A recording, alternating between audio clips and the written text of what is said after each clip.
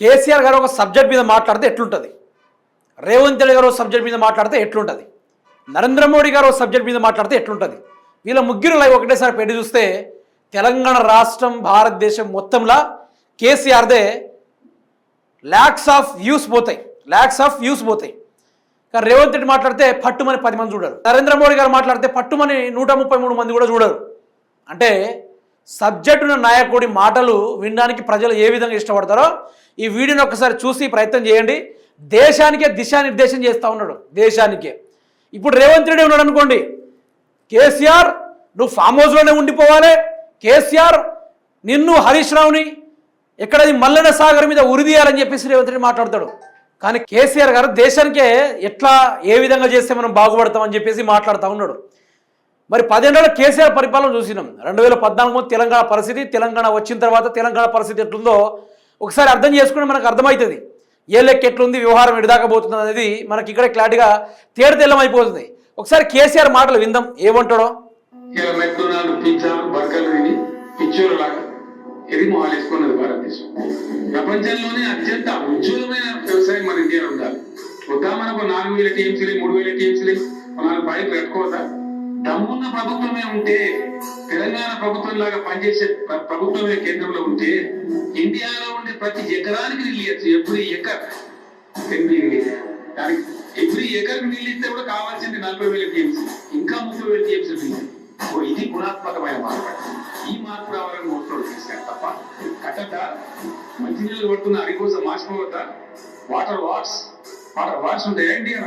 మన తెలివి తక్కువ మహారాలు why there are water wars in India mister prime minister? Please answer my question. Why we are not planning major projects? Why we are not interlinking the Indian rivers? Do you have an answer? आपके पास कोई उत्तर नहीं है. आप देश के राजधानी में भी पीने का पानी नहीं दे पा रहे. इतना कोयला है, इतना यूथ है, ये लोकतंत्र है. ఎవరి దగ్గర సమాధానం ఉందా దీనికి కౌంటర్ ఇచ్చే దమ్ము ఎవరికైనా ఉందా? కాంగ్రెస్ ప్రభుత్వానికి దమ్ముందా? దీనికి కౌంటర్ ఇచ్చే దమ్ముందా? రేవంత్ రెడ్డి మొదలు చెప్పు. ఎవరితో మనకు సంబంధం లేదు. రేవంత్ రెడ్డి గారిని అడుగుతున్నా. ఎప్పుడు చూసినా కేసీఆర్ తిడతావు కదా, కేసీఆర్ ఏమంటుండంటే మనకున్నదా 400-500 ఆ టీఎంసీలు స్టోర్ చేసేంత బరాజులు మనం కట్టుకోద్దా? మనం వ్యవసాయ రంగాన్ని భారతదేశంలో అత్యాధునికంగా నెంబర్ 1 స్థాయిలో మనం ఉంచుకోవద్దా? ప్రపంచ దేశాలతో మనం పోటీ పడేట్టు ఉండొద్దా? భారతదేశం ఎప్పటికీ డెవలపింగ్ కంట్రీ అని చెప్పుడు కాదు కదా, డెవలప్డ్ కంట్రీ అని ఎప్పుడు ప్రకటిస్తారు? దీనికి మీ దగ్గర ఏమైనా సమాధానం ఉందా? ఎర్రి మొహాలు వేసుకొని చూస్తూ ఉన్నారు, ఆ పిజ్జాల దగ్గర తిని పిచ్చి ముఖాలు వేసుకొని చూస్తారు అని చెప్పేసి కేసీఆర్ తిరుగుతూ ఉంటే సిగ్గని పిచ్చట్లా ప్రభుత్వానికి అడుగుతున్నా.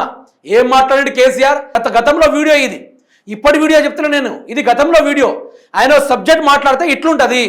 ఆయన ఒక ప్రెస్ మీట్ పెడితే ప్రజలకు ఏం చేయాలి, దేశానికి ఏం చేస్తే బాగుంటుంది, రాష్ట్రానికి ఏం చేస్తే బాగుంటుందని చెప్పేసి ఆయన ఏ సబ్జెక్ట్ మాట్లాడినా పద్ధతిగా, లక్షణంగా, బ్రహ్మాండంగా మాట్లాడే వ్యక్తి ఆయనే. మరి ఈ రోజు ఏమైందని అడుగుతున్నారు రేవంత్ రెడ్డి గారిని.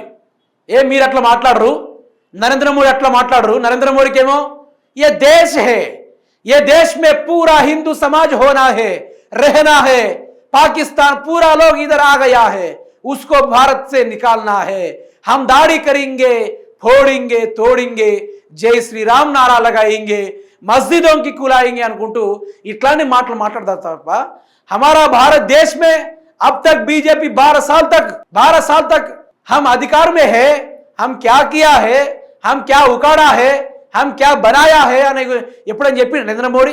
మేము కట్టాము, పెట్టాము, తిట్టాము అని పెట్టిండు ఏమైనా చెప్పిండు ఎప్పుడైనా? అట్లీస్ట్ ఒక ప్రెస్ మీటింగ్ అని పెట్టిండా? నరేంద్ర మోడీకి ఆ దమ్ముందా? ప్రెస్ మీట్ పెట్టే దమ్ముందా అని అడుగుతున్నా. మతాన్ని అడ్డం పెట్టుకుని రాజకీయాలు చేసేటోడు ఈరోజు భారతదేశాన్ని ఎట్లా అభివృద్ధి చేస్తాడు? చెయ్యడు కదా. ఏ లెక్కన చేస్తాడు? రేవంత్ రెడ్డి విషయానికి వద్దాం. ఏం చేసినావు 3 సంవత్సరాల నుంచి ఈ మధ్య కాలంలో?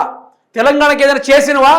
మన తెలంగాణలో కేసీఆర్ గిన్ని టీఎంసీల స్టోరేజ్ కెపాసిటీ ఉన్న కాళేశ్వరం, అన్నారం, సుందిల్లా ఇవన్నీ కట్టేసిపోయాడు. వాటిలో నీటిని ఎంత లిఫ్ట్ చేసినావు?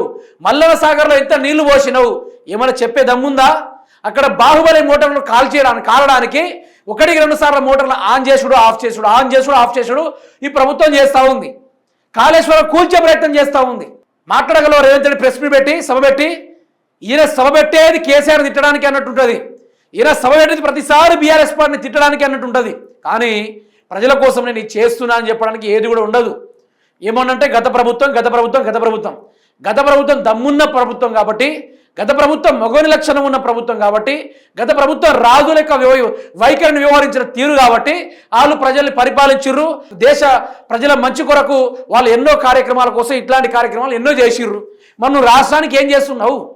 ఒక్క నీ నియోజకవర్గానికి నిధులు తీసుకుపోతా ఉన్నావు. మిగతా వాళ్ళు నీకు ఓటేయలేదా? నీ ప్రభుత్వాన్ని గద్దెనెక్కియలేదా? మిగతా ప్రజలకు నిధులు వద్దా, అవసరం వద్దా అని అడుగుతున్నా. ఏమైనా పనికొచ్చే మాటలు మాట్లాడు ముఖ్యమంత్రి రేవంత్ రెడ్డి. పనికొచ్చే మాటలు, ప్రభుత్వానికి మంచి అయ్యే మాటలు ఏదైనా ఉందా అంటే ఏది కూడా లేదు. పనికొచ్చే ముచ్చడే లేదు, దానికి సంబంధించిన కార్యవర్గమే లేదు. ఏమైనా మాట్లాడితే కేసీఆర్ తిట్టుడు. నువ్వు కేసీఆర్ తిట్టి ఏ విధంగా అయితే హైలైట్ అవుతున్నావో అదే విషయం పైన కేసీఆర్ బయటికి రాబోతున్నారు.